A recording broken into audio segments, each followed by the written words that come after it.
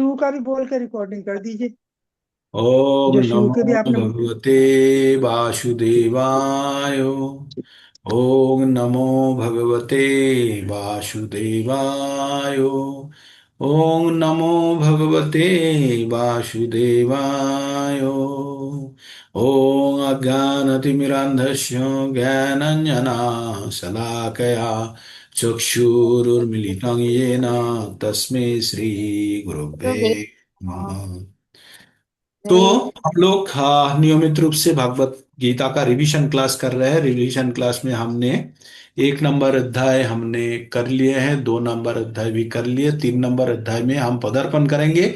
इसके पहले हम ये बोलने चाहेंगे कि हम 2 नंबर अध्याय में थोड़ा सा हमको ज्ञान मिला है किसके बारे में, अलग अलग योग का पद्धति। एक तो सांख्य योग का बात बताया है, और क्या बताया, कर्म योग के बारे में, जो सधर्म है, अर्जुन क्षत्रिय है, क्षत्रिय का धर्म क्या है उसके बारे में बताया। और बताया क्या, निष्काम कर्म योग के बारे में बताया।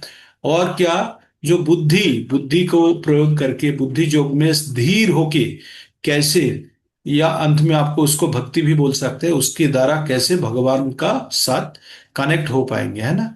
यही चीज बताया है 2 नंबर अध्याय में। तो अर्जुन को ये पता चला, अर्जुन जो खुद को जो शरीर समझ रहा था, जिसके कारण उसका जितना मोह उत्पन्न हुआ था, उससे खुद को कैसे अलग करे, इसके लिए विस्तारित रूप से भगवान ने अर्जुन को बताया, है ना। तो ये है 2 नंबर अध्याय का समारी। 2 नंबर अध्याय में भगवान अर्जुन का क्या तकलीफ है, अर्जुन युद्ध नहीं लड़ने चाहते हैं, है ना। अर्जुन युद्ध नहीं लड़ने चाहते, क्यों? क्योंकि उसका मन के अंदर ये करुणा उत्पन्न हुआ, भय उत्पन्न नहीं हुआ, उसका कोई भय नहीं है करुणा। जिस करुणा का कारण अर्जुन को लग रहा है कि इनको हत्या करके क्या फायदा, है ना। तो अर्जुन युद्ध नहीं लड़ने चाहते हैं। तो कल आपको बताया था जो कि एक बच्चा नीट का एग्जाम में अच्छा रिजल्ट किया, करने के बाद उनको एम्स जैसे कोई मेडिकल कॉलेज में एडमिशन हो रहा है, और वहाँ पे वो फॉर्म नहीं भरने चाहते। क्यों? उसको लग रहा है कि अगर डॉक्टर बनेंगे तो पेशेंट को काटना पड़ेगा, जिससे उसका पाप होगा, इस प्रकार का भावना उसका अंदर उत्पन्न हुआ। तो अगर कोई पेरेंट होंगे, पिता या माता जो भी होंगे, तो आप बच्चे को क्या करेंगे, लेके वापस आ जाएंगे या समझाएंगे? समझाएंगे ना। तो वही अर्जुन दुनिया का सबसे अच्छा धनुर्वेद है, और वो क्या कर रहा था, उनको लग रहा था कि ये इन मनुष्य को मारेंगे तो पाप होगा, है ना। तो इसी विषममय स्थिति से निकालने के लिए भगवान ने उनको सलाह दिया, जैसे हमने भी अपना बच्चे को सलाह देते हैं कि बेटा, आप जो सोच रहे हो वो गलत है। अगर मनुष्यों को हत्या करने के लिए काटते हैं तो गलत है, लेकिन किसी को बचा करने के लिए काटते हो तो कोई खराब नहीं है। तो अर्जुन को बोला, धर्म के लिए अगर युद्ध लड़ना है तो कोई खराब नहीं है, उससे आपको कोई पाप नहीं होगा। हम लोग एक श्लोका पढ़ते हैं नॉर्मली, ये श्लोका इस प्रकार है। अहिंसा परमो धर्मो पढ़ते हैं ना, आप लोग पढ़े हैं ना, बचपन से सुने हैं। अहिंसा परमो धर्मो, लेकिन ये श्लोका कंप्लीट नहीं है। अहिंसा तो अच्छा है। अहिंसा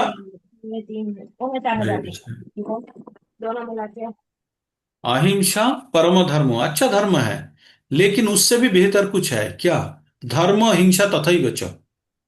हाँ, अहिंसा परमो धर्मो, हिंसा करना नहीं चाहिए, ये अच्छा धर्म है। लेकिन धर्म हिंसा तथैव च, धर्म के लिए अगर कभी हिंसा आ जाए तो वो उससे बेहतर है। किससे? पहले वाला जो बताया, पहले वाला क्या बताया, अहिंसा परमा धर्म, उससे बेहतर क्या है, धर्म हिंसा तथैव च। कभी धर्म का रक्षा करने के लिए आपको हिंसा करना पड़े तो ठीक है। छोटा एग्जाम्पल देता हूं। आपका बुखार हुआ है ना, वायरल फीवर।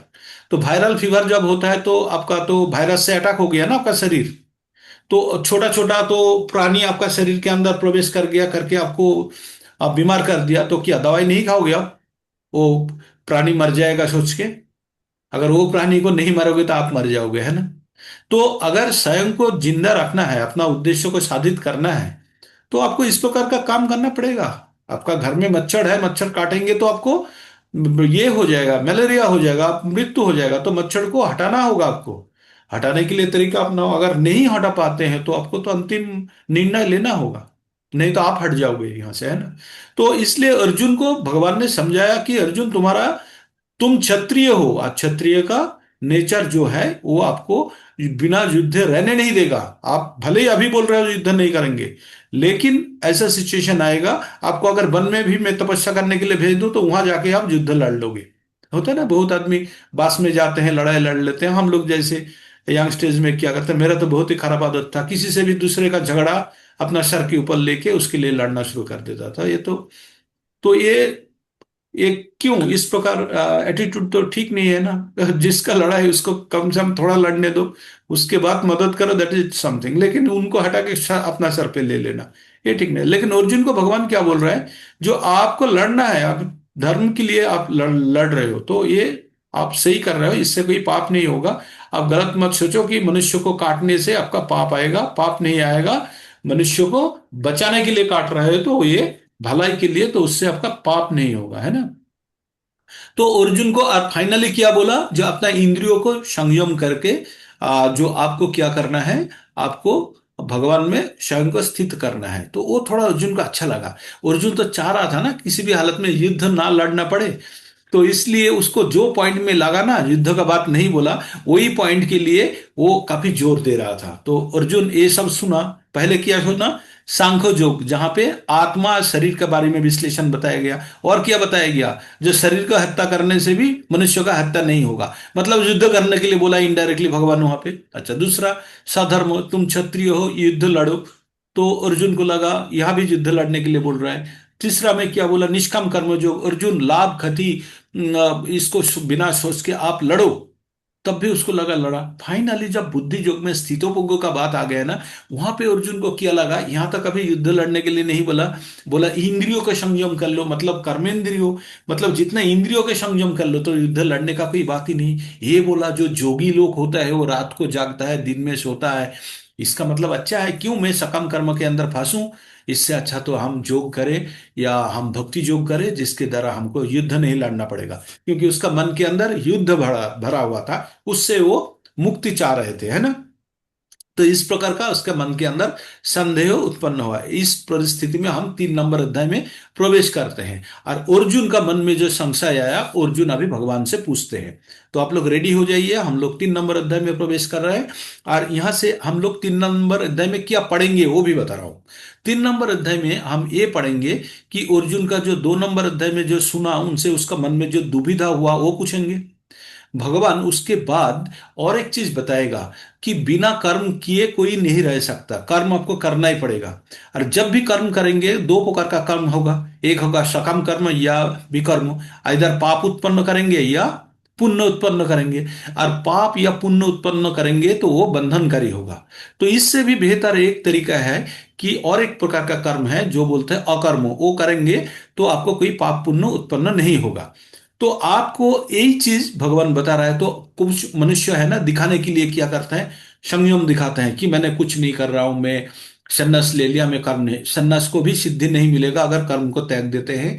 और हम बिना कर्म किए नहीं रह सकते हैं, क्योंकि हमारा जो गुण है, क्या, जो प्रकृति का 3 गुणों है, क्या क्या है, सत रजो तमो, ये तीनों गुण हमको कर्म करने के लिए चालित करेगा ही। तो हमें क्या करना है, कर्म करके जी नहीं सकता, बिना कर्म करके जी नहीं सकता, कर्म करे तो फंस जाएंगे, तो क्या करना है, तो हमको विष्णु के उद्देश्य में कर्म करना है, उसको बोलते हैं अकर्म। वो हम पढ़ेंगे अभी। और क्या बोला, जो कर्म कहाँ से आया है, बोला वेद से आया। वेद किसका, भगवान का वाणी है। तो भगवान वेद में जो ज्ञान दिए हैं वहां के बोला कर्म यज्ञ करो, यज्ञ, तो यज्ञ करने के लिए बोला, यज्ञ करने से क्या होगा, बोला बारिश होगा। बारिश से क्या होगा, बारिश से अन्न उत्पन्न होगा, और अन्न से क्या होगा, वो अन्न को ग्रहण करके मनुष्य या बाकी जो जीव है वो जीवन धारण करेंगे, है ना। तो इस प्रकार बताया गया है। उसके बाद और आगे लेके चलते हैं अर्जुन को, और बोलते हैं कि जो प्रजापति ने जो बताया है, कि जो सृष्टि का शुरू में ये बताया गया है कि मनुष्य को सकाम कर्मों का बंधन में नहीं फंसना है, और निष्काम कर्म जो की होती ध्यान देना है। लेकिन जो बुद्धि कम वाला व्यक्ति है, वो क्या करेंगे, उनको ज्यादा हम विचलित नहीं करेंगे। वो अगर नहीं कर पा रहा है तो धीरे धीरे उसको समझाने का कोशिश करे, या कोई भक्तिमय सेवा में उसको नियोग करे, लेकिन उनको ज्यादा विचलित ना करे, क्योंकि ज्ञान द्वारा उसको विचलित करने जाएंगे तो कर्म नहीं कर पाएंगे। और इस प्रकार चलते हैं हम लोग, चलते चलते बोलते हैं कोई भी कर्म हम करते हैं उसमें थोड़ा सा दोष रह ही जाता है, तो इसलिए हमको कर्म छोड़ना नहीं चाहिए। कर्म करो, लेकिन निष्काम भावना से, जो कर्म का फल के प्रति आकांक्षा बिना किए हैं कर्म करो। उसके बाद चले जाते हैं 30 नंबर तक। वहां पे भगवान अर्जुन पूछते हैं भगवान को, जे हमें ऐसा लगता है कि हम कभी जानबूझ के नहीं कर रहा है, कोई जबरदस्ती हमसे ये काम करा रहा है, ऐसा क्यों होता है? तो भगवान बोलते हैं ये रजोगुण का प्रभाव से होता है। जो काम क्रोध जो है वो रजोगुण का प्रभाव से होता है। उसके बाद भगवान ने बताया कि जिसका जो प्रवृत्ति है, जिसका जो टेंडेंसी है, उसी प्रकार से उसको काम करना चाहिए। और उसके बाहर दूसरे का अपना जो गुण है उसी प्रकार काम करना है। दूसरे का काम को कॉपी करना या अनुकरण करना ठीक नहीं है, वो भयावह है। खुद का काम अगर ठीक ढंग से ना हो तब भी सही है, लेकिन दूसरा का काम नहीं लेना चाहिए जिसमें हमारा पारदर्शिता नहीं है, जो हमारा गुण के साथ या मेरा धर्म के साथ नहीं मिलता। भले ही अपना काम में हम कम पटु हूं और इससे हम जान भी जाए तब भी ठीक है। तो इसी शब्द को मुस्लिम लोग यूज करते हैं कि श्रेयान सधर्म विगुणाः परधर्मो भयावहः, सधर्मे निधनं श्रेयो, सधर्मे निधनं पराधर्मो, अच्छा, श्रेयान सधर्म विगुणाः परधर्मो सदुनिष्ठितात्, सधर्मे निधनं श्रेयो परधर्मो भयावहः। अपना, तो वो लोग इसी को ही काम में लगाते हैं, बोलते हैं कि अपना धर्म के लिए जान भी देना वो तो भी मंजूर है। जब भी यहाँ पे और किसी संदर्भ में बताया है जो और एक्सप्लेन करने पर समझ में आएंगे, है ना। उसके बाद भगवान बोलते हैं हम लोगों का सबसे तकलीफ का मूल कारण क्या है? काम। और काम कहाँ से उत्पन्न होता है? हमारा इंद्रिय समूह में छुपे रहता है। कहाँ पे? हमारा इंद्रिय समूह में। इंद्रियो कौन है? हमारा कर्मेंद्रियो है, ज्ञानेंद्रियो है, वहां छुपे हुए हैं काम। माने काम का मतलब तीव्र भाव से कोई चीज पाने का इच्छा को काम बोलते हैं। और वही काम और कहाँ रहता है? मन में रहते हैं। और कहाँ रहता है? बुद्धि में रहता है। तो तीनों जगह पे काम छुपा हुआ रहता है। एक काम को कभी भी आप संतुष्ट नहीं कर सकते। इसका जो इच्छा है ये दुष्पूरणीय है, इसको पूर्ण नहीं कर सकते। तो ये आपको आपको आपका जिंदगी बर्बाद कर देगा ये काम। तो इस आपका महाशत्रु है, इस शत्रु को आप दूर करो, इसको आप दूर करो। तो हमारा जो शरीर है इनमें कौन कौन अच्छा है बुरा है, शरीर का गठन के अनुसार बोला। ये जो शरीर है ना, ये जड़ शरीर है। ये शरीर का, शरीर से अच्छा है, सॉरी, शरीर से अच्छा है इंद्रिय समूह। शरीर से उन्नत है इंद्रिय समूह। इंद्रिय से उन्नत क्या है? मन है। मन से अच्छा क्या है? बुद्धि है। यार बुद्धि से श्रेय है क्या है? आत्मा है। तो ये हायर क्या है? आत्मा सर्वोच्च श्रेणी में है। किस प्रकार?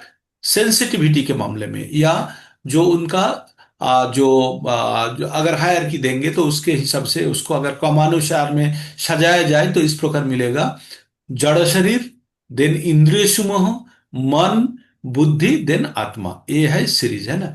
तो बोला अर्जुन अपना शत्रु को पहचान करो और उनको त्याग दो, अपना शरीर से उसको निर्मूल करो। अपना जो काम रूपी शत्रु को आप निधन करो। यही है 3 नंबर अध्याय का समारी। समझ में आया? तो 3 नंबर अध्याय में हम यही पठन करेंगे। आप लोगों को पूरा 3 नंबर अध्याय का समरी बता दिया। प्रभु कितना? जी, 10 मिनट, प्रभु जी 10 जो मिनट। लिंक बोला था एक बार दोबारा बोल दीजिए अभी। कौन सा? जो अभी लास्ट में बोला था ना, एक लिंक के मन बुद्धि अहंकार, वो जो बोला था, मन अच्छा, सबसे ऊपर है।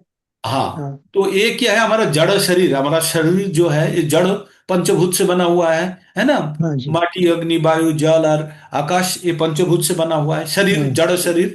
जड़ शरीर से अच्छा है इंद्रिय समूह। इंद्रिय समूह क्या क्या है? चक्षु, कर्ण, नासिका, जिह्वा तक है। ये अच्छा है किससे? जड़ शरीर से। और इंद्रियों से अच्छा कौन है? मन है। और मन से अच्छा कौन है? बुद्धि है। और बुद्धि से अच्छा कौन है? आत्मा है। आत्मा कंट्रोल करता है, कंट्रोल या नियंत्रण रखता है बुद्धि का। बुद्धि कंट्रोल करता है मन को, मन कंट्रोल करता है इंद्रिय समूह को, और इंद्रियो कंट्रोल करता है बाकी शरीर को, है ना। ये जान जी। लीजिए, ये है जी। अपना फॉर्मेट। हम्म। हाँ जी। भी हम 3 नंबर अध्याय का समर मिल गया आप लोगों को। अभी हम लोग थोड़ा सा डिटेल्स में जाने का प्रयास करते हैं, कितना दूर तक जाते हैं देखते हैं हम लोग हैं। तो तीसरा नंबर अध्याय शुरू होता है। आप लोगों को दिमाग में भर गया। तीसरा नंबर अध्याय में अर्जुन का डाउट पूछेगा भगवान से। क्या पूछेगा? कि कौन सा अच्छा है। आपने बोले तो अभी पढ़ लेते हैं तो और अच्छा लगेगा आप लोगों को, है ना। अर्जुन उवाच जायसि चेत् कर्मणस्ते माता बुद्धि जनार्दन तत्किं कर्माणि घोरे मां नियोजयसि केशव। एकदम श्लोका बहुत सुंदर है। जायसि चेत् कर्मणस्ते माता बुद्धि जनार्दन तत्किं कर्माणि घोरे मां नियोजयसि केशव।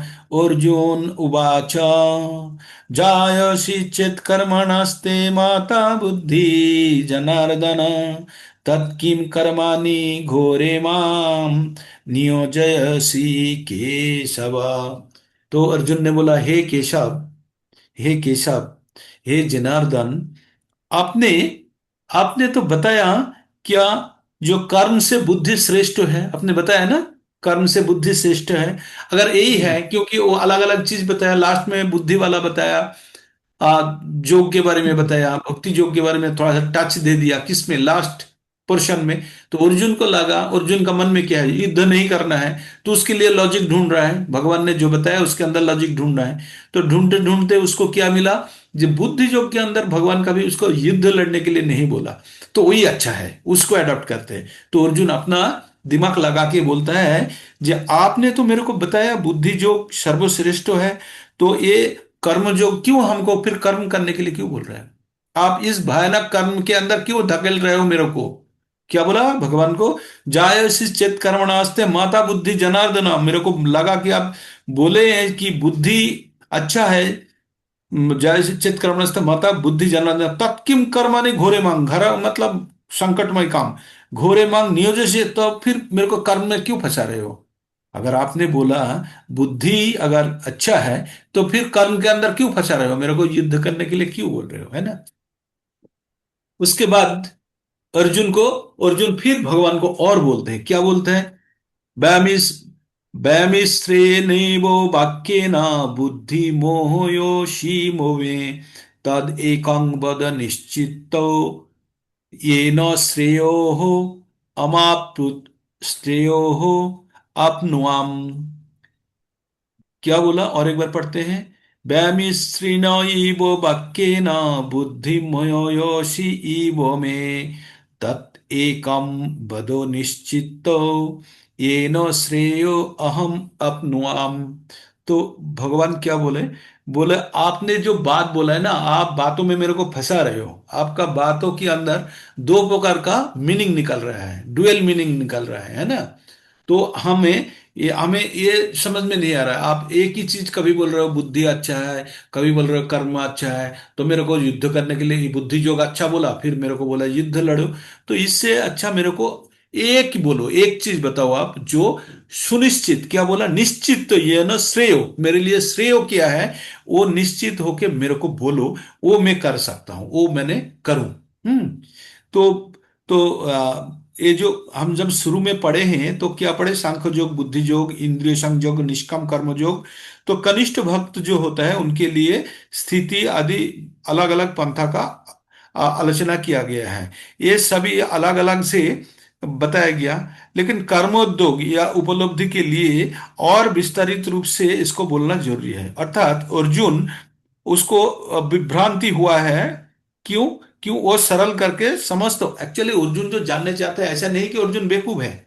लेकिन अर्जुन कौन है? हमारा रिप्रेजेंटेटिव है। हम जैसे साधारण मनुष्यों का मन के अंदर जो प्रश्न आएगा, अर्जुन वो प्रश्न स्वयं के अंदर लाके हम लोगों के लिए रास्ता सरल कर रहा है। अगर मान लो 2 नंबर अध्याय में ही अर्जुन समझ लेता कि कर्मयोग या ज्ञान योग या बुद्धि योग सब बराबर है, उसमें कोई फर्क नहीं है, तो अर्जुन युद्ध लड़ लेता, तो भगवत गीता का पूरा ज्ञान हमारा पास आता नहीं आता। तो अर्जुन क्या कर रहा है? अर्जुन भी एक के बाद एक प्रश्न करते जा रहा है और भगवान उनका जवाब दे रहा है ना। तो अभी अर्जुन ने क्या किया? अर्जुन बोला, आपने जिस प्रकार बात बोले उससे मैंने फंस गया, बातों में मेरे को लपेटो मत, मेरे को आप बताओ, सुनिश्चित रूप से बोलो मेरे को क्या करना है एक्चुअली, है ना। तो अभी भगवान बोलते हैं, भगवान उवाचो लोकेऽस्मिन् द्विविधा निष्ठा पुरा प्रोक्ता मया नघो ज्ञान योगेन शंखानां कर्म योगेन जोगिनम। क्या बोलते हैं भगवान? भगवान बोले कि जे हे अर्जुन, अच्छा इसमें एक अनघ, अनघ बोल के एक वर्ड्स में ना, अनघ, अनघ माया नघ, तो मय अनघ, तो दो शब्द को मिला के मया नघ बोला, मया एंड अनघ। अनघ मतलब निष्पाप, जिसका मन के अंदर कोई भी छोटा एकदम बच्चा सुलभ होता है ना, जब बच्चे का कोई पाप नहीं रहता, तो बोलता है भगवान अर्जुन को बोलता है, हे अर्जुन निष्पाप अर्जुन, क्योंकि अर्जुन का मन के अंदर कोई छल नहीं है। छल होता तो वो डज करना शुरू करता, लेकिन साधारण एकदम सिंपल रूप से भगवान से सब कुछ पूछ रहे हैं। और भगवान जानते हैं अर्जुन का मन अत्यंत सरल है, इसलिए भगवान बता रहा है, नहीं तो नहीं बताता अर्जुन को। क्यों बताता? अर्जुन के मन के अंदर अगर छल होता तो भगवान बताता अर्जुन को? नहीं।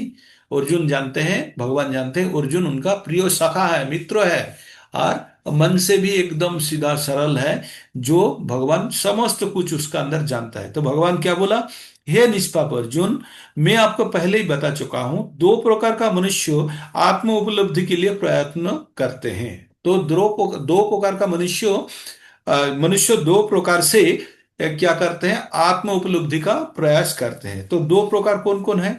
एक होता है अपना आत्म उपलब्धि द्वारा, दार्शनिक और ज्ञान का आलोचना से, है ना, दो प्रकार। एक है काम किया, एक्सपीरियंस किया, उससे ज्ञान प्राप्त किया, और दूसरा है फिलोसॉफिकल नॉलेज गेन किया, करने के बाद वो करने के बाद वो जान सका।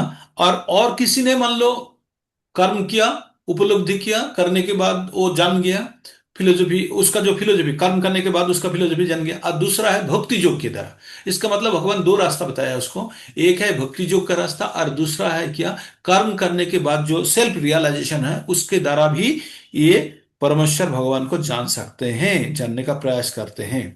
तो इस प्रकार जब बोलने के बाद भगवान क्या बोलते हैं, अर्जुन को बोलते हैं, ऐसा कभी नहीं हो सकता कि हमने आ, जो कर्म, अकर्म से हम बच नहीं सकते, कर्म से बिना कर्म किए बच नहीं सकते।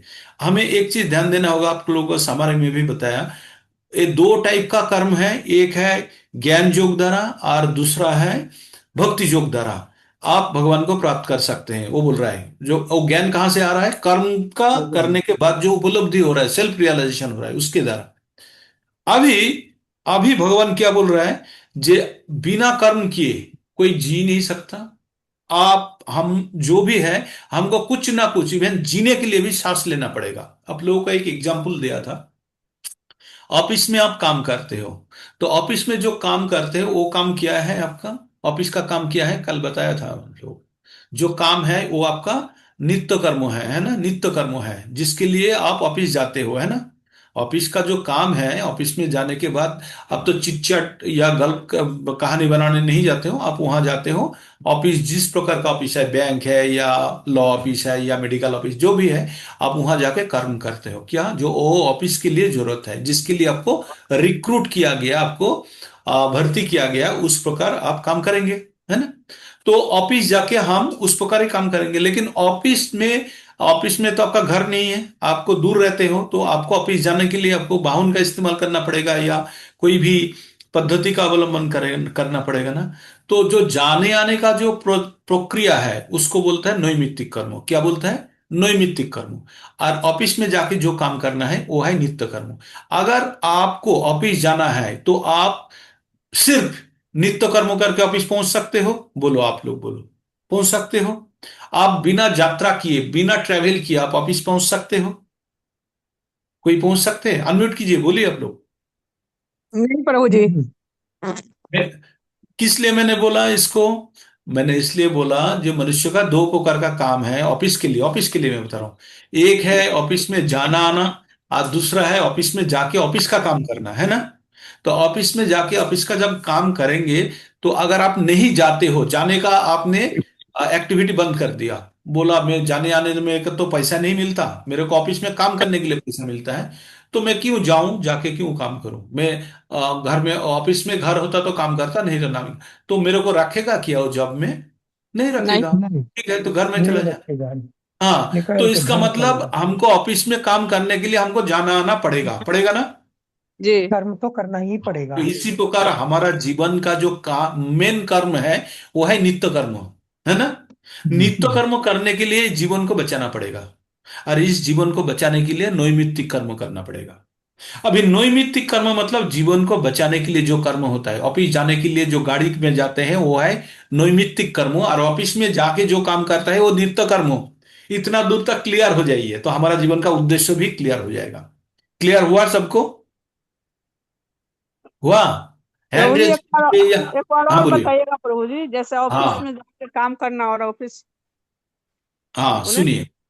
आपका आप एक ऑफिस में भरते, बैंक में काम करते हो आप, हाँ। तो जी बैंक में आपको 10 बजे से 5 बजे तक आपका काम होता है। तो आप जैसे जा ऑफिस बैंक में पहुंचे, पहुंचने के बाद 9:55 में पहुंच गए आप बैंक में। पहुंचने के बाद 5:05 तक आप बैंक में रहे, बैंक से निकल गए, है ना। तो बैंक का जब आप कर्म करेंगे तो बैंक आपको पैसा देंगे, क्यों? आपको रिक्रूट किया है ना, आपको भर्ती किया है। तो जी ये है आपका नित्य कर्म, इसको बोलता है नित्य कर्म, जिसके लिए आप बैंक गए हो, है ना। आप तो जॉब करते हो ना, बैंक में नौकरी करते हो। तो बैंक जी में जाके आप 10 बजे से 5 बजे तक आप काम किए, वो उसके लिए आपको पैसा मिलेगा, मिलेगा। जी अभी बैंक के अंदर तो आपका घर नहीं है, आपको तो जाना आना पड़ेगा ना। आप जहां रहते हो वहां से तो जाना पड़ेगा। तो आप मान लो वहां से 5 किलोमीटर 10 किलोमीटर दूरी पे रहते हो, तो उसके लिए आपको वाहन को इस्तेमाल करना पड़ेगा ना। किसी जी भी बस में, टैक्सी में, ट्रेन में, या ऑटो टोटो जैसे भी हो, आपको वाहन इस्तेमाल करना पड़ेगा। इसका मतलब जो वाहन से ऑफिस तक जा रहे हो उसके लिए आपको पैसा मिल रहा है क्या? नहीं। आप काम जी करेंगे तभी पैसा मिलेगा, नहीं। जी तो इसका मतलब ये जो काम है ये एडिशनल काम है, इसको बोलता है नैमित्तिक धर्म। इसको बोलते नैमित्तिक। हैं नैमित्तिक मतलब आप बैंक में पहुंचने के लिए काम कर रहे हो, लेकिन उसके लिए आपको पैसा नहीं मिल रहा है। हम्म, काम करने के लिए पैसा मिल रहा है। तो आपको ये नहीं पूछ रहा है आपका घर 200 किलोमीटर दूर है या 500 किलोमीटर दूर है ना।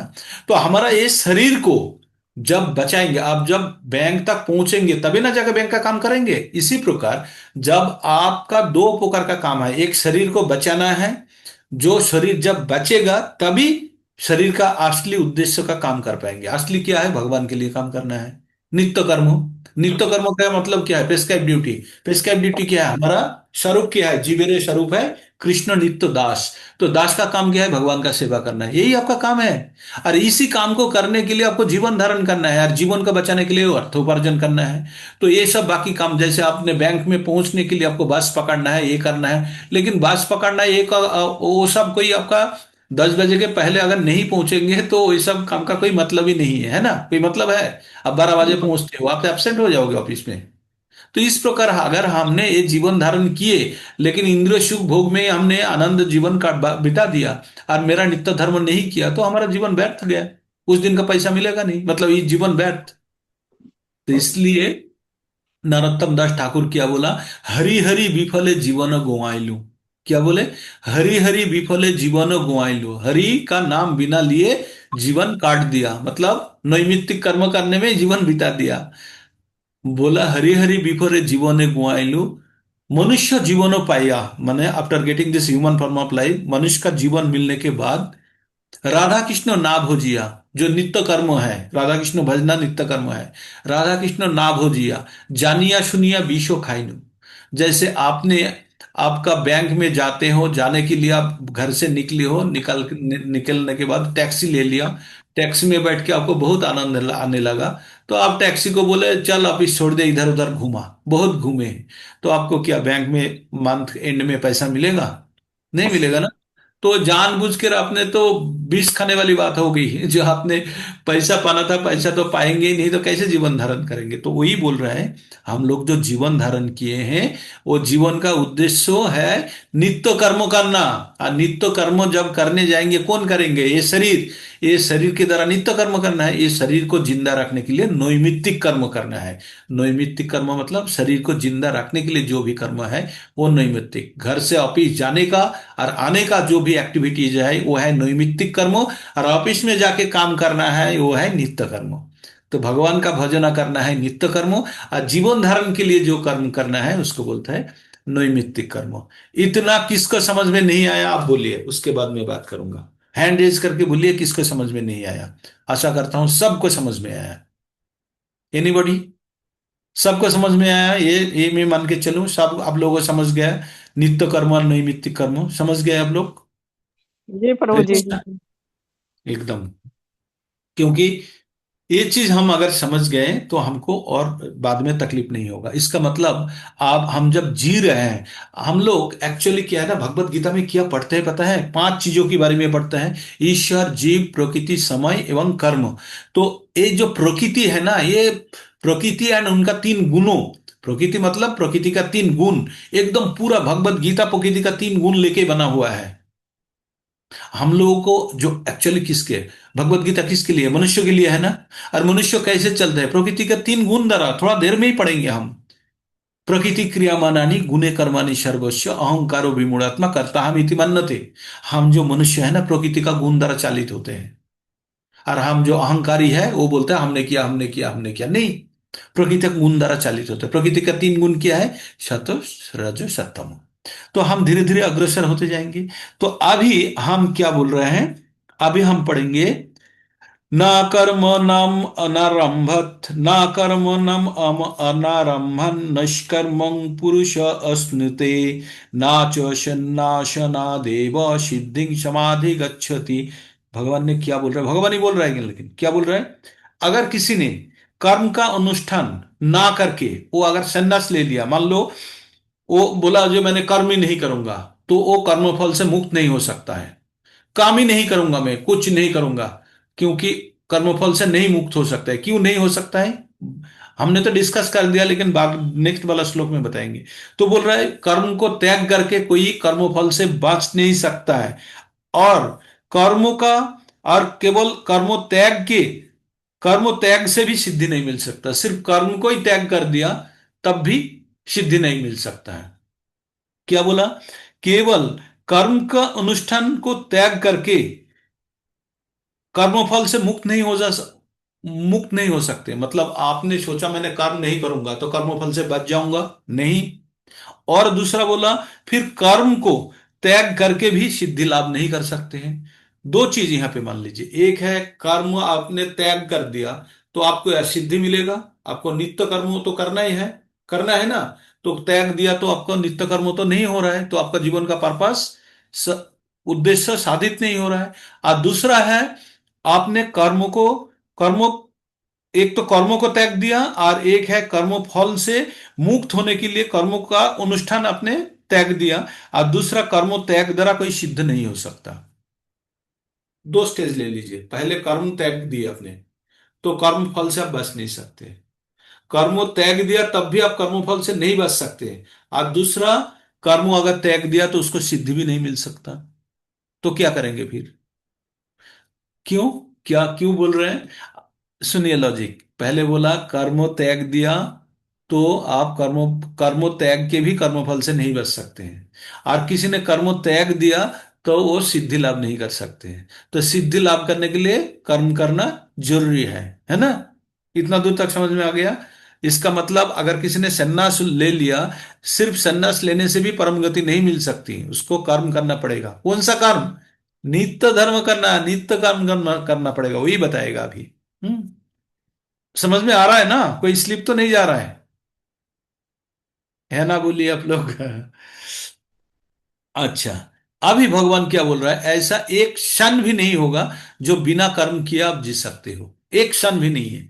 क्योंकि हमको जीने के लिए हमको क्या करना है? निঃश्वासन प्रश्वास, जो सांस लेना छोड़ना पड़ता है ना, वो भी एक प्रकार का कर्म है। तो क्या बोल रहे हैं? ना ही कश्चिन क्षणम अपि जातु तिष्ठस्य कर्म कृत कर्जते ही अवश्कर्मो सर्वो प्रकृतिर जय गुणे। तो भगवान क्या बोला? प्रकृति का हमारा 3 गुण लगा हुआ है हमारा साथ। क्या क्या है? सत, रजो, 3 गुण द्वारा प्रभावित होके अवश, अवश मतलब आपको, आपको जैसे दूसरा ने काम करा रहा है, आपका कोई हिम्मत नहीं है, अवश। आपका सेंस को किसी ने हरण कर लिया, लेके आपसे काम करा रहा है, इसको अवश बोलते हैं ना। जो इंजेक्शन मार देते हैं, देने के बाद क्या करते हैं? आप लोगों को अवश कर देते हैं ना। हम्म। जो हमारा एनेस्थेसिया मारते हैं, मारने के बाद क्या हो जाता है? शरीर अवश हो जाता है ना। डॉक्टर है कोई? तो वो बता पाएंगे ना, इंजेक्शन मार के हमारा इंद्रिय समूह को अवश कर देते हैं। तो वही बोल रहे हैं अवश होके, किसके द्वारा? प्रकृति का गुण द्वारा हम अवश हो जाते हैं। प्रकृति का गुण हमारा ऊपर इतना हावी है, इतना भारी है कि हमको वही चलाते हैं।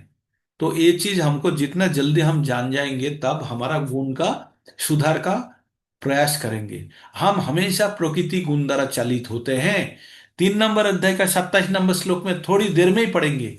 प्रकृति क्रियामानानि गुणे कर्माणि सर्वस्व। प्रकृति का 3 गुण द्वारा हम सब कुछ करते हैं। अहंकारो विमूढ़ात्मा कर्ता हम इति मन्यते। जो अहंकारी व्यक्ति है वो सोचता है मैं कर रहा हूं, मैं कर रहा हूं, मैं कर रहा हूं। यद्यपि हम कुछ नहीं करते, प्रकृति का गुण द्वारा करते हैं। तो प्रकृति का कौन गुण आपका चालन करेगा? आप कौन सा गुण द्वारा चालित होंगे? आप आपके पास एक एग्जांपल सुन ले। आपके पास 3 कुत्ता है ना? 3 कुत्ता आपस में लड़ रहा है। कौन कुत्ता जीतेगा बोलिए तो? बोलिए। 3 कुत्ता है आपस में लड़ रहा है, कौन कुत्ता जीतेगा? बोलिए, आप लोग अनम्यूट करके जो बोलिए। बलशाली होगा, जो ताकतवान होगा प्रभु जी। जो ताकतदार होगा, एकदम सही बोले। जो ताकतदार होगा वही जीतेगा, है ना? ताकतदार कौन कुत्ता होगा? जिसे ये ज्ञान होगा कि मैं कैसे अपने को बचा के इनसे जीतूं, और कर्म अच्छा, करेगा और क्या कोई? उसके लिए, कर्म करेगा। हाँ सही है, सम एक्सटेंट। और भी कुछ है उसका? कौन कुत्ता ताकतदार होगा?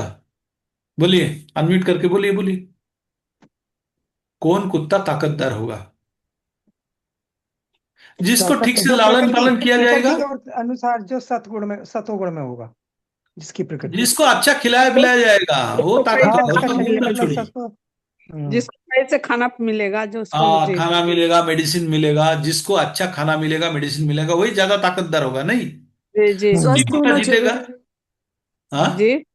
स्वस्थ होना जरूरी है। हाँ, स्वस्थ होना जाना है, हेल्दी होना जरूरी है। शरीर को तो हेल्दी के बचाना, लिए उसको शरीर को मेडिसिन देना संभालना। है, उसका ध्यान रखना है, नहाना है, धुलाना है, उसको खाना ज्यादा से ज्यादा अच्छा, जितना पुष्टिकर खाना देना है ना, हेल्दी फूड देना है। हाँ। इसका मतलब है जिस कुत्ता का आप ज्यादा ध्यान रखेंगे, सही उसका जरूरतमंद चीज आप देंगे, वही कुत्ता ताकतदार बनेगा, बनेगा। और वही लड़ाई जीतेगा, जीतेगा। और वो जीतने के बाद क्या करेगा? बाकी दोनों कुत्ता को डोमिनेट करेगा, करेगा। इतना दूर तक जी। मान लिए? जी एग्रीड? एग्रीड की नहीं? इतना दूर तक एग्रीड है? जी अभी प्रभु जी। ये 3 कुत्ता कौन कौन है पता है? ये हमारा अंदर बैठा हुआ है। सतर, सत्व रजत, गुण तमो। तमो जी। तमगुण। ये तीनों गुण है, आपस में लड़ रहा है हमेशा। जो गुण डोमिनेट करते हैं वही गुण हमको चालना करते हैं। जो व्यक्ति वोट में जीतेगा वही शासन करेगा। तो हमारा अंदर 3 गुना है, जो गुना जीतेगा वो गुना हमको शासन करेगा। तो कौन सा गुना जीतेगा अभी बोलो आप? कौन सा गुना सतगुण जीतेगा? जीतेगा। हाँ, सतोगुण। सतोगुण जीतेगा। सतोगुण। सतोगुणी। क्यों शतगुण क्यों जीतेगा? आप जिस गुण को लालन पालन करेंगे, आप जिस गुण को बढ़ावा देंगे, जिस गुण का खाद्य अच्छा। पदार्थ ग्रहण हाँ, करेंगे, हमें जिस जवाब प्रकार देना नहीं मनुष्य आ से रहा। संग करेंगे, उस गुण हम्म। आपका बढ़ेगा, है ना? हाँ जी प्रभु जी, जवाब देना नहीं आ रहा आपके क्वेश्चन का। समझ में तो आ रहा है। हाँ। तो इसका हाँ, मतलब है आप जिस प्रकार खाना ग्रहण करेंगे, जिस प्रकार संग करेंगे, उसी प्रकार गुण का आपका उसी प्रकार उनका शक्ति होगा, वही गुण आपको चालित करेगा। बढ़ेगा तो वो गुण। इसका मतलब हमारा आहार अत्यंत गुरुत्वपूर्ण है। आहार, तो हमको कौन सा आहार ग्रहण करना चाहिए? सतोगुनी आहार ग्रहण करना चाहिए। उससे भी हम्म। ऊपर क्या है? प्रसाद भोजी, प्रसाद ग्रहण करना चाहिए, है ना? हमको क्या ग्रहण ग्रहण करना चाहिए? प्रसाद, जो सतोगुण के भी ऊपर है। तो उससे क्या होगा? हम गुणातीत अवस्था में जाने का प्रयास करेंगे। ये गया आहार। तो हम जो दुनिया के साथ कम्युनिकेट किसके द्वारा करते हैं? बोलिए। हम जो ये जो जड़ जगत के साथ कम्युनिकेट करते हैं, किसके द्वारा करते हैं? हमारा इंद्रियों द्वारा करते हैं। कौन सा इंद्रियो? ज्ञानेन्द्रियो एंड कर्मेंद्रियो। इंद्रिया इंद्रिया। ज्ञान इंद्रियो कौन कौन है? चक्षु, कर्ण, नासिका, जिह्वा तक, है ना? हाँ जी। तो हमारा जो ये 5 इंद्रियों जड़ जगत के साथ जुटा रहा है, तो हमने एक को ब्लॉक किया, क्या? खाना देके, हाँ, जीव को ब्लॉक किया।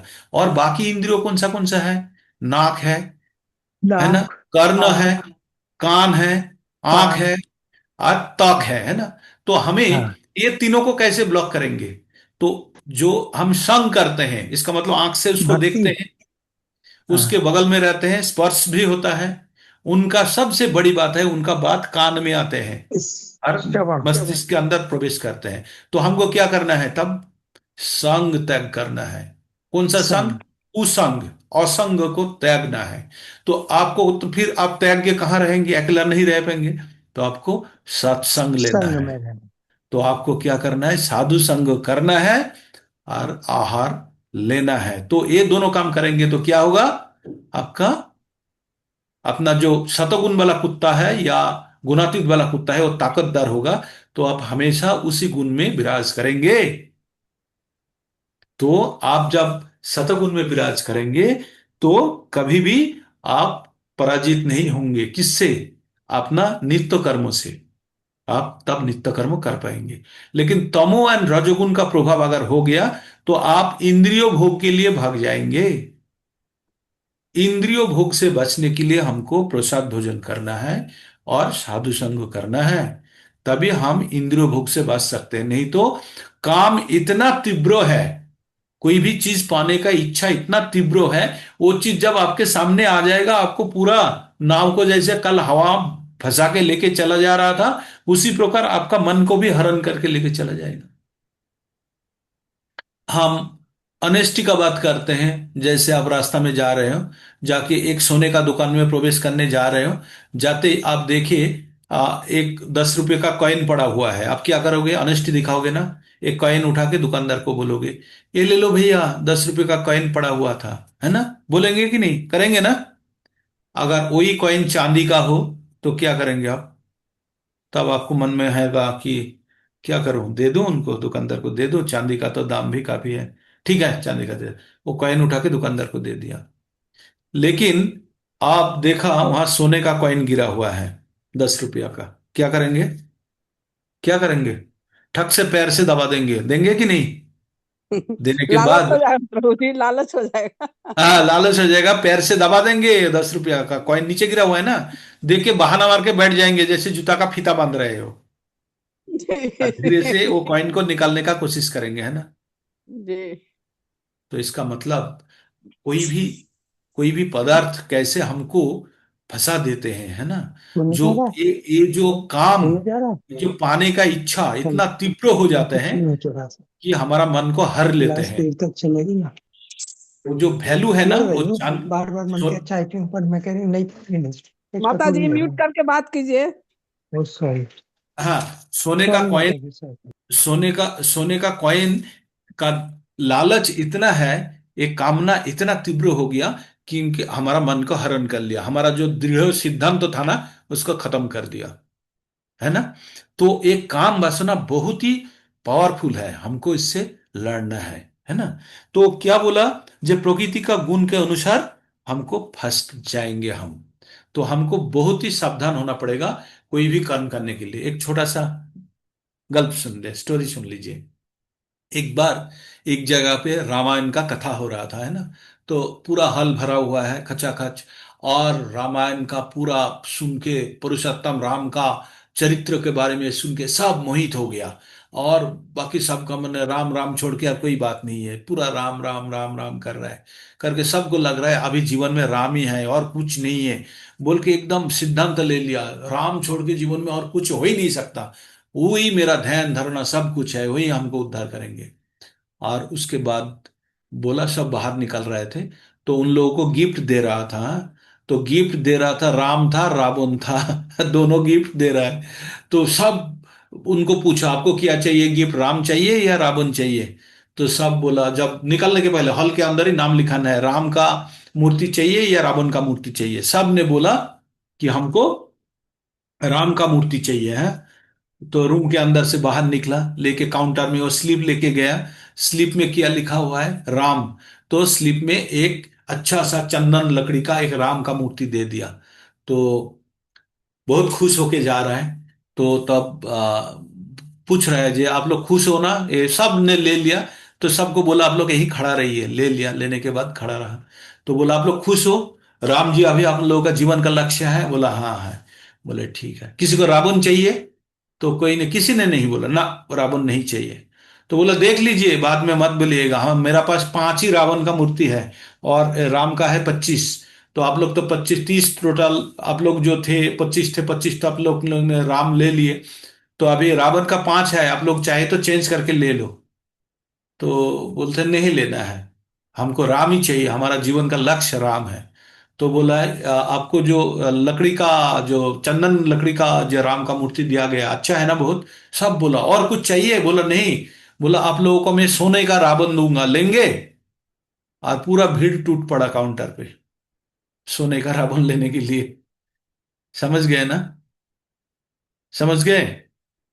तो हमारा हाँ। सोने का रावण लेने के लिए काउंटर में सोने का रावण था, तो राम जमा दे के सोने का रावण लेने लगा सब। तो हम लोगों का जो बुद्धि है ना, थोड़ा देर में बिगड़ जाता है। जब कोई काम वासना इतना तीव्र होता है तो ये तुरंत हमको हमारा डिटर्मिनेशन से हटा देते हैं ना। ये जो 2 घंटा का कथा चल रहा था, वो कथा का वैल्यू वही रावण, सोने का रावण देख के ही सब राम वापस हो गया। तो ये है हमारा स्थिति। तो इसलिए हमको क्या करना है, हमको सही ढंग से हमारा मन को नियंत्रित करना है ना। अभी क्या बोल रहा है, अभी बोल रहा है हमने क्या किया, कोई भी चीज से हम जो यहाँ कर्म को क्या बोल रहा है, कर्म को कंट्रोल करना है, कर्म को त्याग नहीं करना है।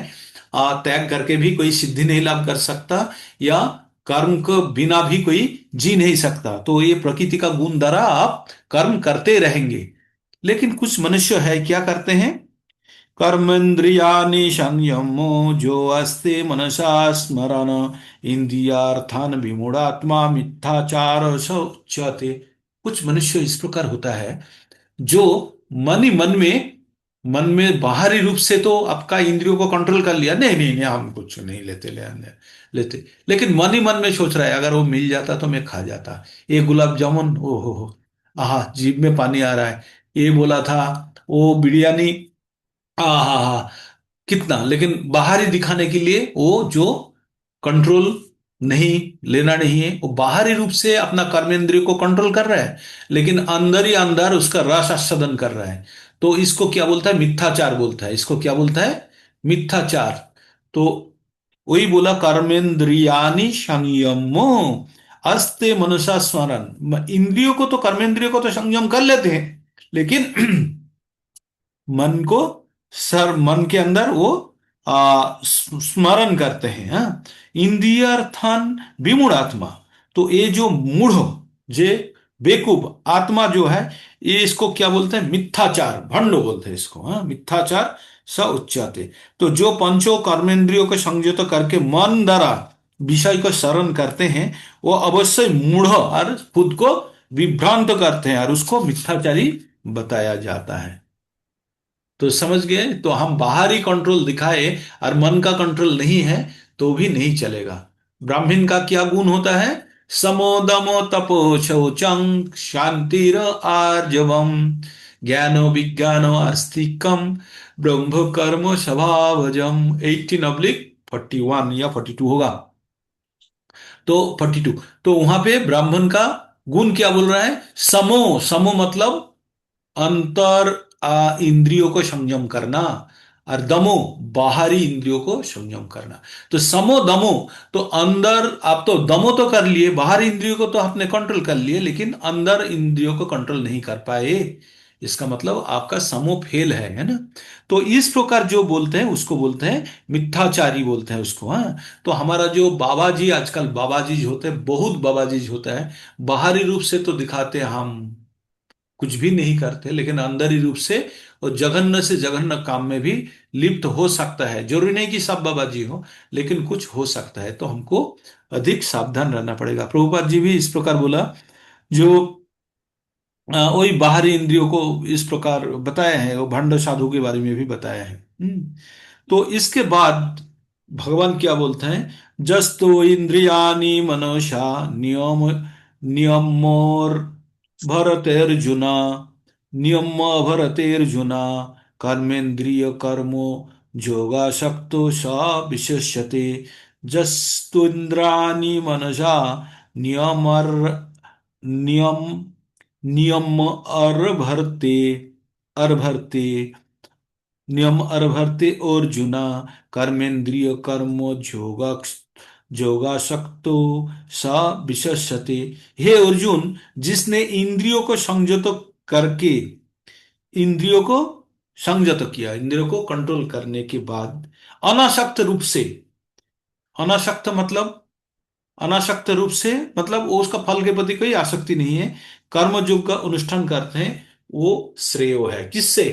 किससे श्रेय है? जो मिथ्याचार करते हैं उससे अच्छा है। मिथ्याचारी क्या बोलता है? ना नहीं, हम कर्म नहीं करते, लेकिन मने मने उसका मन के अंदर भावना है, वो मिथ्याचारी है। लेकिन जो व्यक्ति मन द्वारा इंद्रियों को समझौता करके, कंट्रोल करके क्या करते हैं, पहले वाला तो काम ही नहीं किया, इंद्रियों को कंट्रोल करके काम नहीं किया, लेकिन मन ही मन में चाह रहा था। और ये दूसरा प्रकार का बात बोल रहा है, जो जो मन को तो कंट्रोल किए हैं, लेकिन वो काम कर रहे हैं, इंद्रियों को कंट्रोल करके काम कर रहे हैं, और जो कर्म कर रहा है उस कर्म का क्या कर रहा है, जो फल त्याग करके वो कर्म को अनासक्त रूप से, उसके प्रति कोई आसक्ति नहीं है, इस प्रकार काम करना बेहतर है। किससे? दिखाने वाले इंद्रियों को संयम करके बैठे रह के मन ही मन में सोचने से अच्छा इंद्रियों को कंट्रोल करके आप काम करो और अनासक्त रूप से काम करो, वो बेहतर है।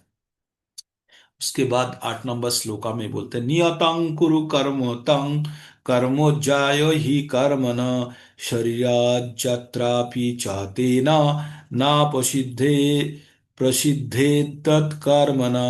क्या बोलता है? जे हमने बिना कर्म करे हम जीवन धारण नहीं कर सकते हैं। तो पहले जैसे हमने बोल नहीं रहे थे, जे बिना कर्म करके बैठे रहो तब भी आपको सिद्धि, कर्म फल से आप बच नहीं सकते। हमने पढ़े ना 4 नंबर श्लोका में, जे बिना कर्म किए भी सिद्धि लाभ नहीं कर सकते, ये नहीं कर्म फल से बच नहीं सकते, या कर्म के बिना कोई सिद्धि भी लाभ नहीं कर सकते। बोलना है कर्म त्याग के बाद कोई सिद्धि नहीं लाभ लाभ लाभ कर सकते, और कर्म त्याग करके कर्म फल से बच नहीं सकते। तो वही चीज अभी यहां से बोला, नियतं कुरु कर्म तं जो जायो ही कर्म न शरीर जत्रापि चाहते न प्रसिद्धित कर्म न। अगर तुम शास्त्र के निर्धारित कर्मों का अनुष्ठान करो, क्योंकि तुम अर्जुन, तुम शास्त्रों में वर्णित कर्म का अनुष्ठान करो, क्योंकि कर्म त्याग से कर्म का अनुष्ठान अच्छा है। कर्म त्याग से कर्मों का अनुष्ठान अच्छा है, जहां पे कर्म श्रेय है, और कर्म बिना किए कोई जीवन निर्वाह नहीं कर सकते। इसका मतलब आप बिना कर्म करके जी नहीं सकते हो, मतलब बहुत बुरी तरफ से फंसे हैं।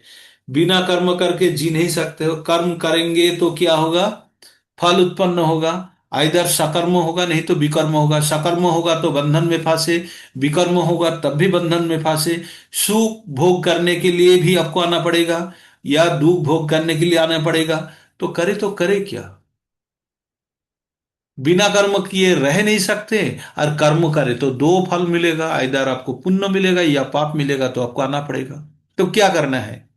तो भगवान इसका सॉल्यूशन दे रहे हैं। यज्ञार्थात यज्ञार्थात कर्म अन्यत्र, यज्ञार्थात कर्म अर्मत लोको हयं कर्म बंधन, तदर्थं कर्म कौन्तेयो मुक्तो संग समाचर। तो भगवान ने सॉल्यूशन दिया। किस चीज का सॉल्यूशन दे रहा है? पीछे वाला श्लोक में जाइए, किस चीज का सॉल्यूशन दे रहा है? बिना कर्म करके आप जी नहीं सकते हो। कर्म करेंगे तो फल उत्पन्न होगा। क्या फल? इधर पुण्य होगा नहीं तो पाप उत्पन्न होगा। पाप उत्पन्न होगा तभी आप कर्म बंधन में फंसेंगे, पुण्य उत्पन्न होगा तब भी कर्म बंधन में। दोनों स्थिति में आपको क्या करना पड़ेगा? आपको आके दोनों स्थिति में आपको पुनराय जन्म ग्रहण करना पड़ेगा, पाप या पुण्य को भोगने के लिए। तो बचने का, और आप बिना कर्म किए कोई जी नहीं सकता। तो इस विषम परिस्थिति में क्या करना है? भगवान सॉल्यूशन दे रहा है, जगार्थात कर्मो हो अन्यत्र लोकोहम कर्म बंधन। क्या बोलता है? अब यज्ञ करो। किसका यज्ञ करो? जो विष्णु का विष विष्णु का प्रीति विधान के लिए यज्ञ करो, अकर्म करो। भगवान के उद्देश्य से आप कर्म करो, जिस कर्मों का बंधन में आप फंसोगे नहीं। हाँ। और अगर भगवान के उद्देश्य से कोई कर्म नहीं होता तो किसी भी प्रकार का कर्म में आप कर्म बंधन होगा, फंस जाओगे। तो इसलिए भगवान तीन प्रकार का कर्म में भाग किया है, जो अगला चैप्टर में पढ़ेंगे।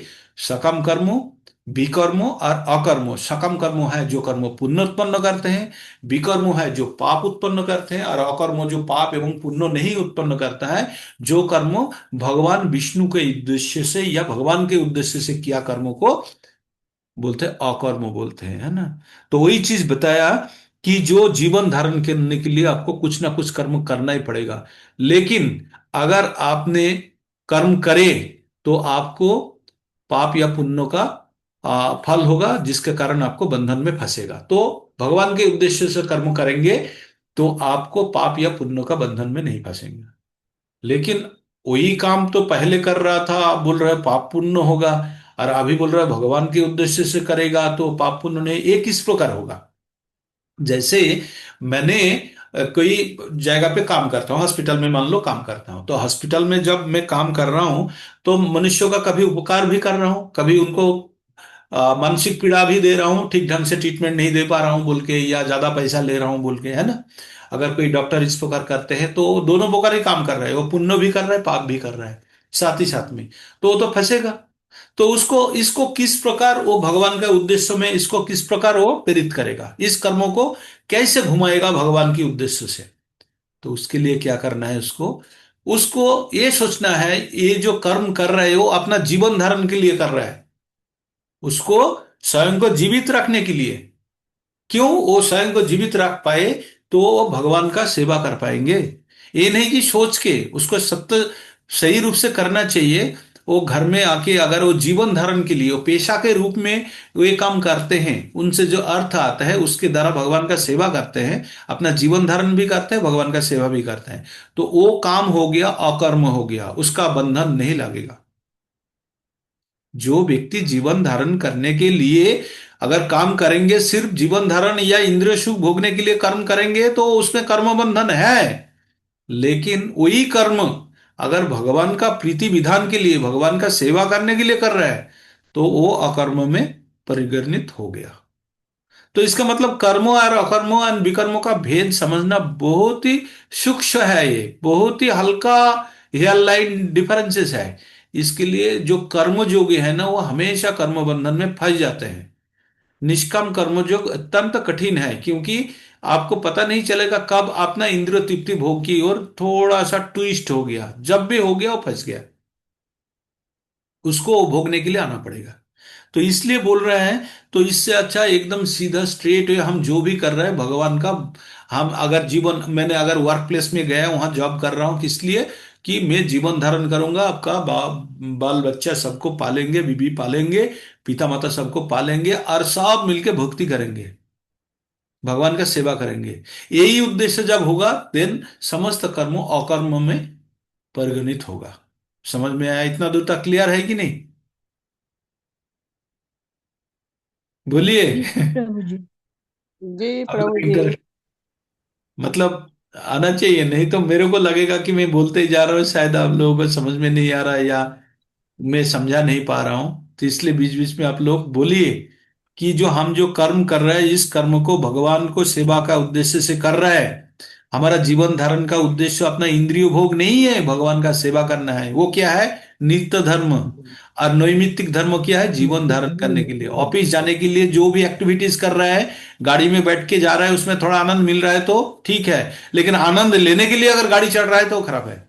समझ गए?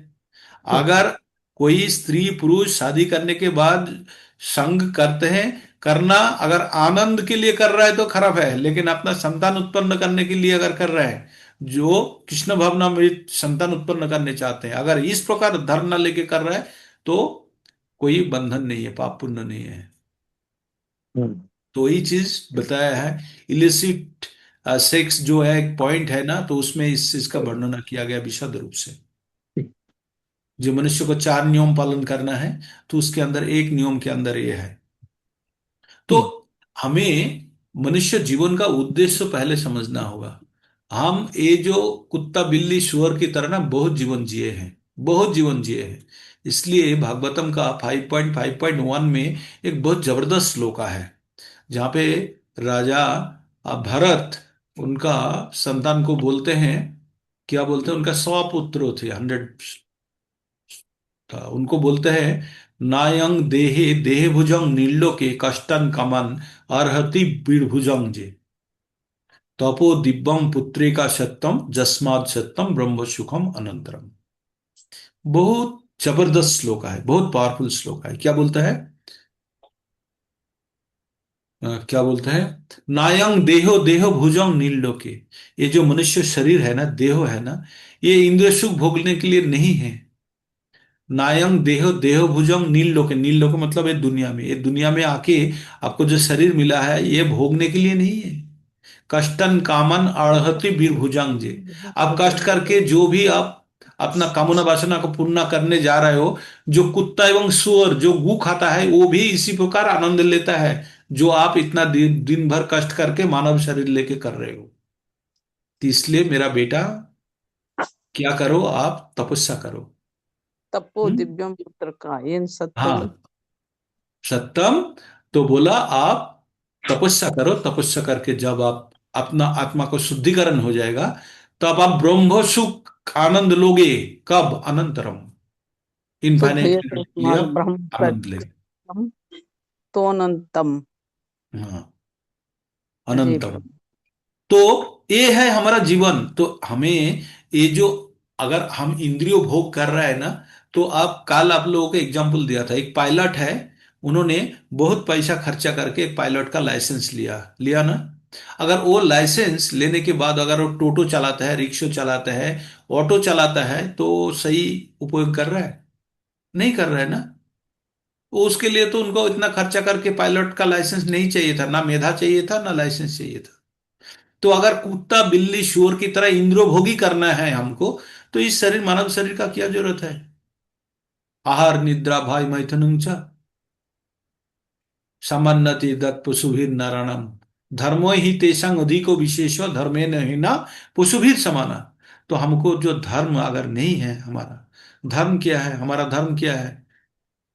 जीवेरे स्वरूप है नित्यो कृष्णो दास। हमें ये है हमारा धर्म, भगवान का सेवा करना। नित्य धर्म नैमित्तिक धर्म, कर्म या धर्म जो भी बोली, तो हमारा धर्म है भगवान का सेवा करना, बस यही है हमारा कर्म। ये आज जितना जल्दी कन्विंस्ड हो जाएंगे उतना ही उनके लिए अच्छा है। और बाकी जो भी काम करते हैं वो काम सब नैमित्तिक कर्म है, ये जीवन धारण करने के लिए। और जीवन धारण के बाद इस जीवन को भगवान को सेवा में लगाना है, यही मानव जीवन का उद्देश्य है। अगर ये उद्देश्य छोड़ के और कोई उद्देश्य को साधित करना है, तो कुत्ता बिल्ली भी करता है, जो सुअर कुत्ता जो गू खाता है वो लोग भी वही आनंद लेता है जो आनंद हम भी लेते हैं। तो मनुष्य और कुत्ता में क्या फर्क है? क्यों हम इतना टेंशन लेके इतना पैसा उपार्जन करने के लिए 200-300 किलोमीटर इधर उधर चले जाते हैं? क्यों जाते हैं? तो इसलिए भगवान बोलते हैं जो मनुष्य जीवन में एक फायदा ये है, मनुष्य के पास बुद्धि है, भगवान ने बुद्धि दिया, और वो बुद्धि का उपयोग करके।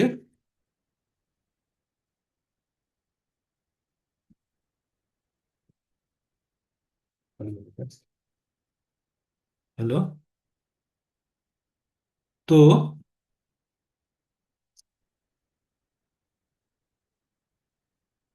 1 मिनट, इसलिए कॉल आ रहा था।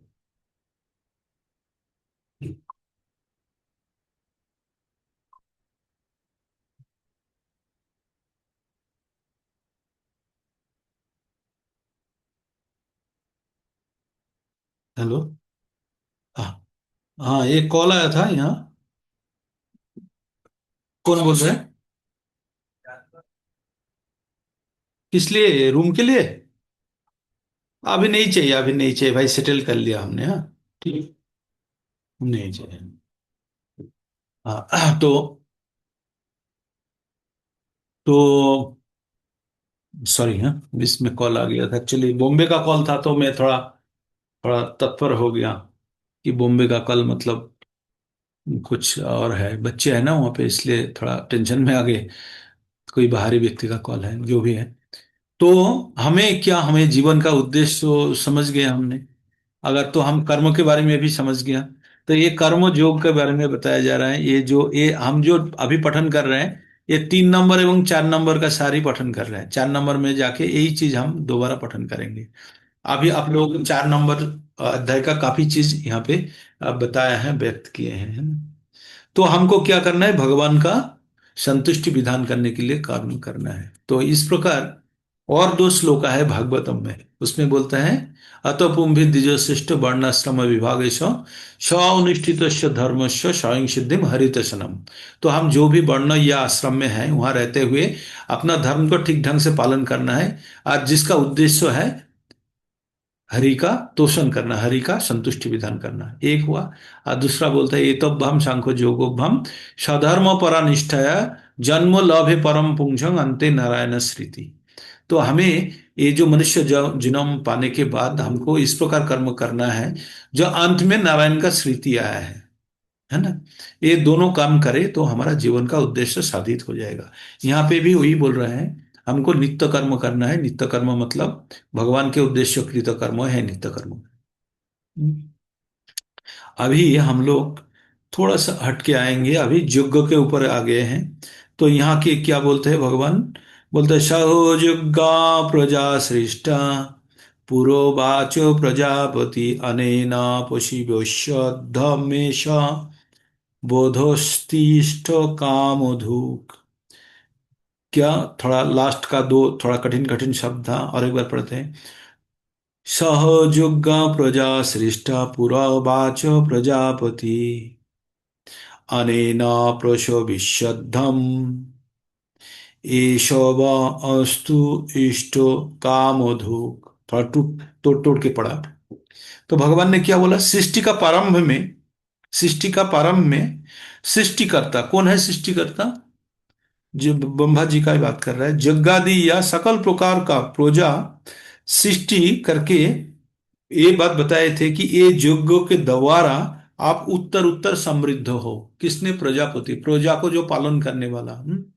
तो उन्होंने ब्रह्मा जी को क्या, ब्रह्मा जी क्या बता था प्रजापति को बोला कि आप यज्ञ करो, यज्ञ के द्वारा उत्तर उत्तर आप समृद्ध हो, मतलब क्रमान्वय समृद्ध हो, और यज्ञ आपका अभिष्ट लक्ष्य को पूर्ण करेगा। आप जो चाहते हो यज्ञ द्वारा आपका लक्ष्य पूर्ण होगा।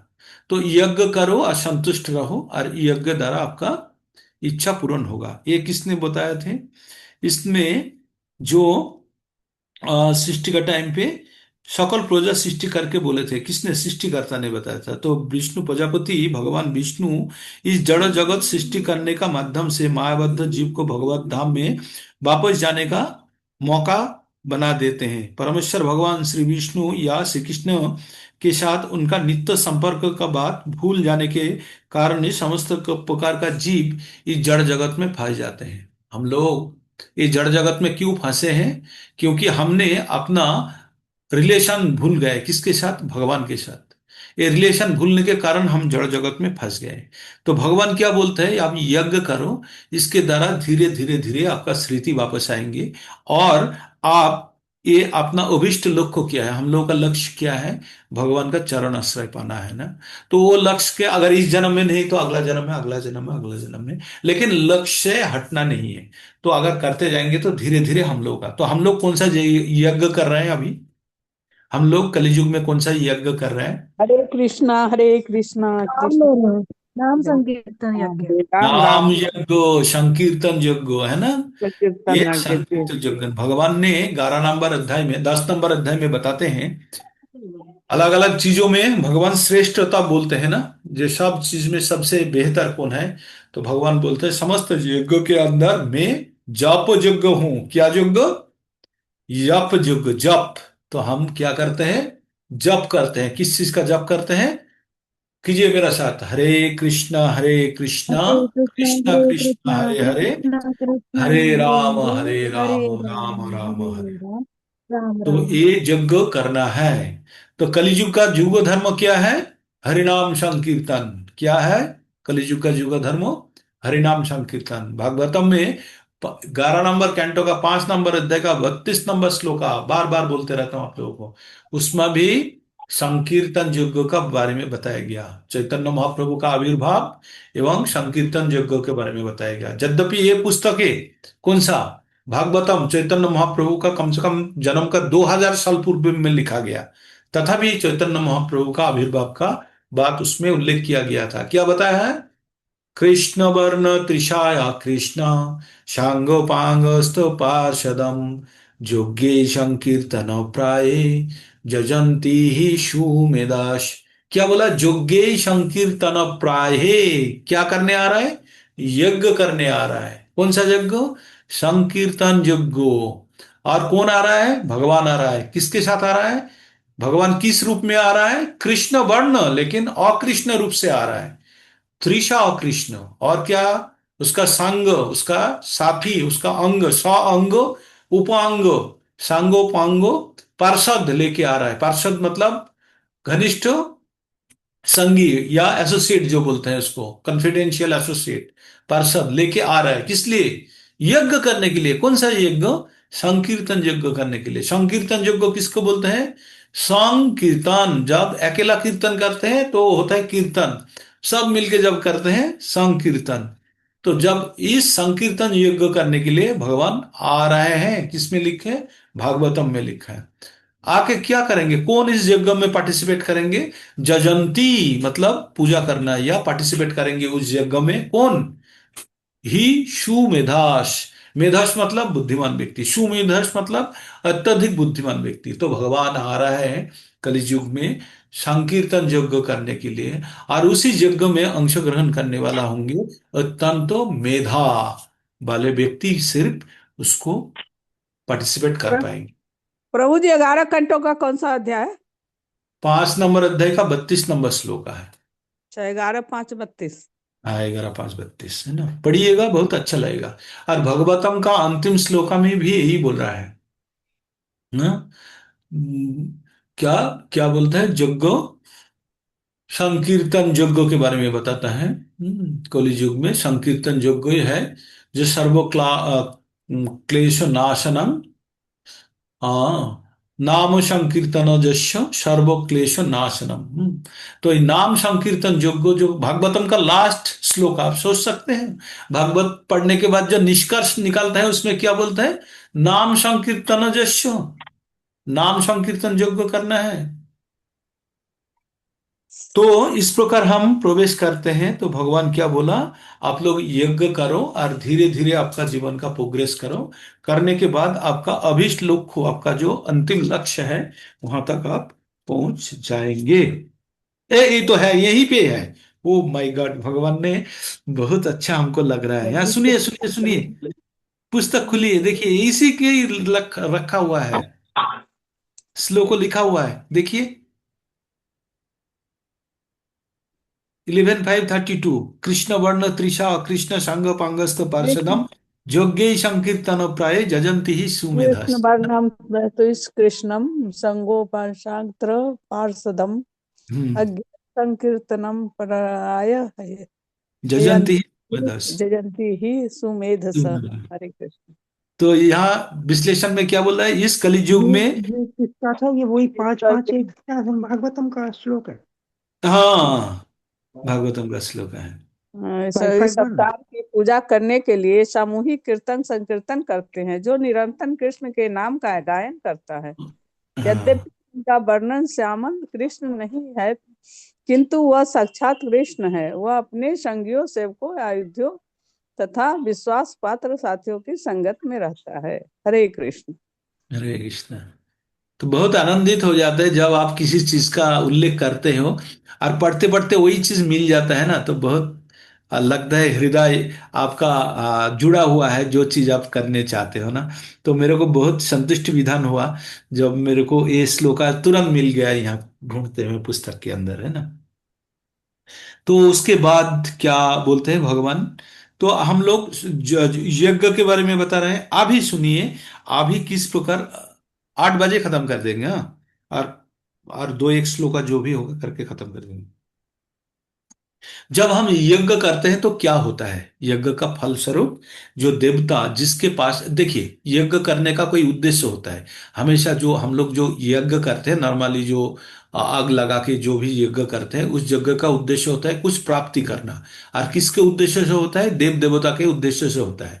और वहां से कुछ फल प्राप्त किया जाता है ना। तो क्या बोल रहे हैं, अभी सुनिए।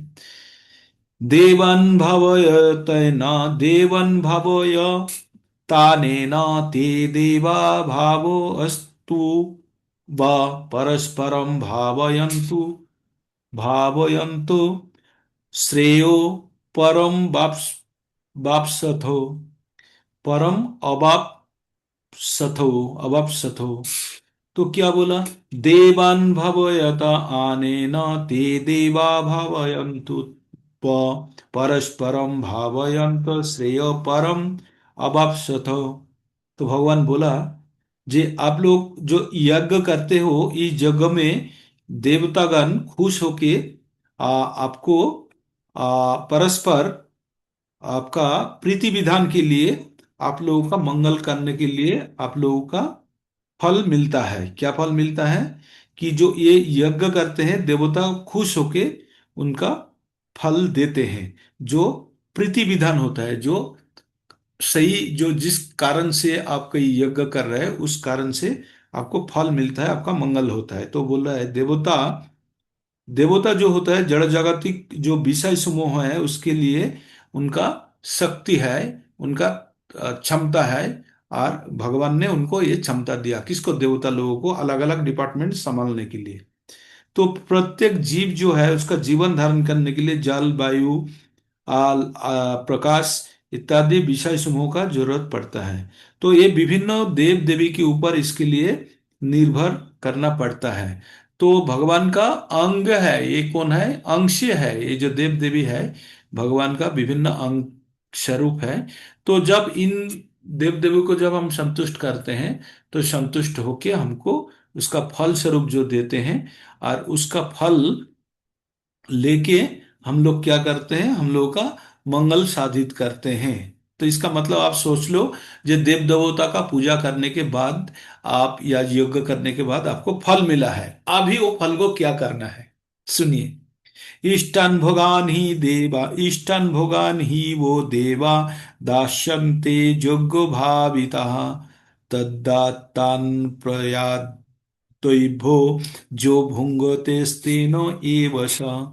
क्या बोला भगवान ने, इष्टान भोगान ही वह देवा दश्यन्ते योग्य भाविता। मतलब जो आपको जो यज्ञ करने के बाद जो फल मिला है, वो आपको यज्ञ का फल स्वरूप जो मिला है उसको क्या करना है, यहां बोल रहे हैं। तोई तोई दत्तन अप्रदाय एभो ज भुंगोते स्तेनो एवो से।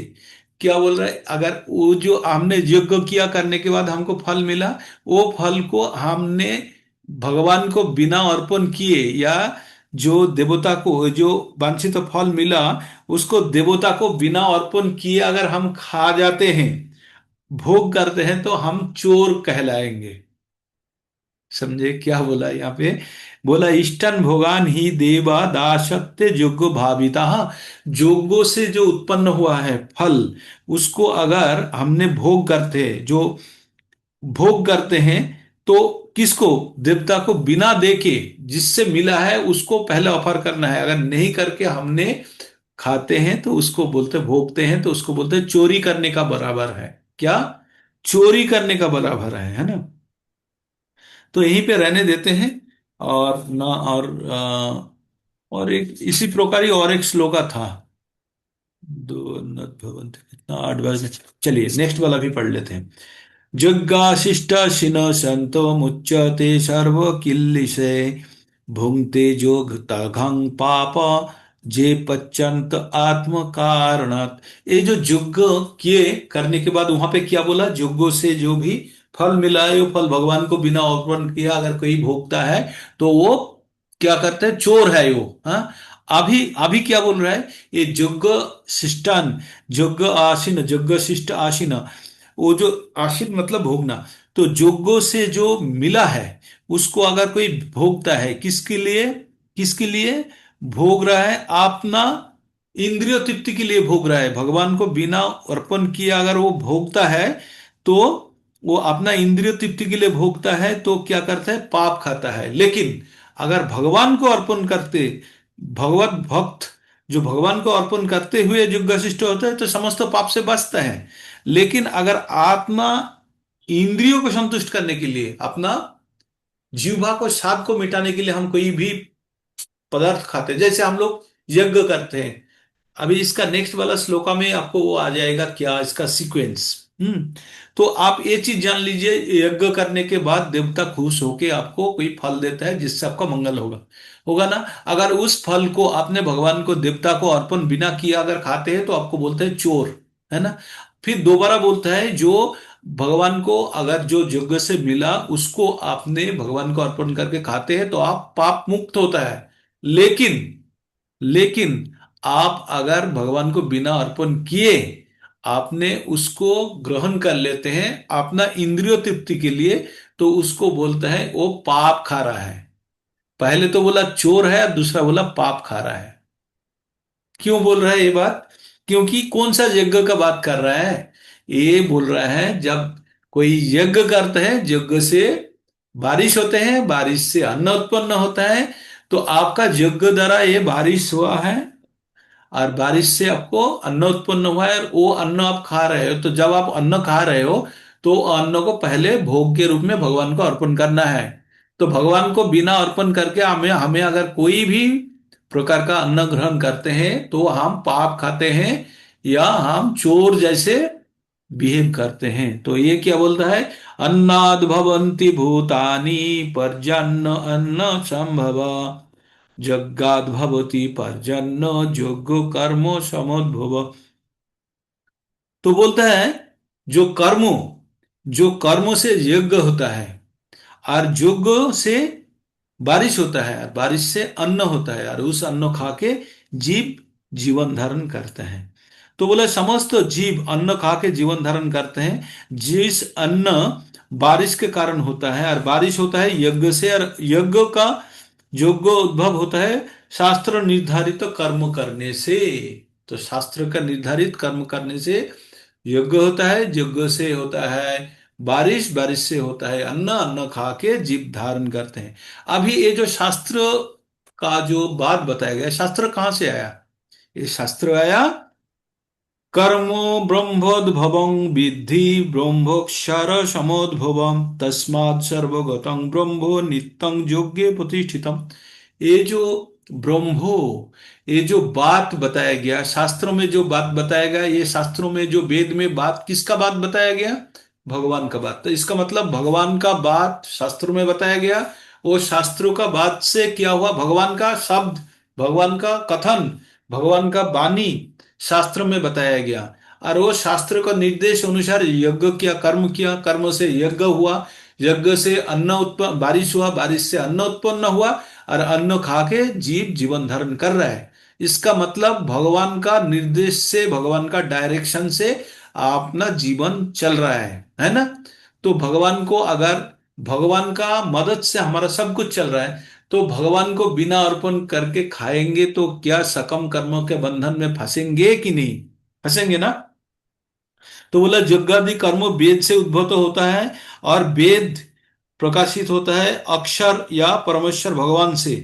अतएव क्या है? सर्वव्यापक ब्रह्म सर्वदा योग्य प्रतिष्ठित होता है। जब भी यज्ञ करते हैं वहां ब्रह्म रहते हैं। तो यहीं पे आज रहने देते हैं, अगला दिन में कर लेंगे। अगला क्लास कल होगा क्या? कल करेंगे? नहीं, कल नहीं, बुधवार को होगा नेक्स्ट क्लास। आज तो सैटरडे हो गया। तो समझ में आया क्या कुछ? आप लोगों का फीडबैक यहीं पे ही खत्म करने के पहले। हरे कृष्णा, अनम्यूट कर लीजिए। मैं समझ में सारा, अब जी बात प्रभु तक जी। आता नहीं तो मैं बात में वैसे तो आ हाँ, रहा है सब, समझ में तो सब आ रहा है, पर आगे तक रहे ये समझ तब है बात। बार बार सुनना पड़ेगा यही चीज, बार बार। हाँ, बार बार सुनते रहेंगे बार बार, हाँ तो तभी होगा। हो पाएगा। रिकॉर्डिंग बंद कर देते हैं। जी प्रभु जी। हरे कृष्णा।